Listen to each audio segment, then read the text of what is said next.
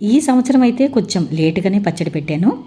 ఎండాకాలం అయిపోతుంది కదా అని ఒక 12 కాయలు అయితే తెచ్చేసుకున్నాను. ఒక 2 కిలోల వరకు అయింది. ఇక మనం ఏ పని ప్రారంభించినా పూజతో మొదలు పెడతాం కాబట్టి అందుకని పూజ చేసేసుకున్నాను.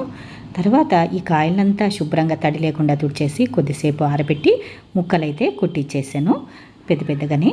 ఇక ఇవి ఆవాలు మెంతులు ఉంటాయి కదా, ఇవి మనం దోరగా వేయించి పక్కన పెట్టేసుకుంటే అవి చల్లారడానికి టైం పడుతుంది. కాబట్టి ఇంతలోపల మనము వంట అది పూర్తి చేసుకొని శుభ్రంగా ఇలా కూర్చోవచ్చు. ఇప్పుడు నాకు ఇది గిన్నెతో కొలుచుకున్నాను, 8 వచ్చింది. అలాగే దీనికి కారము ఉప్పు సమానంగా ఒక్కొక్క గిన్నెడు వేసుకున్నాను. అలాగే 3/4 వంతేమో ఆవు పిండి, అలాగే పావు గిన్నెడేమో మెంతిపిండి. ఇదే కొలతతో వేసుకుంటాను కాబట్టి ఇదే కొలతతో వేసేసాను.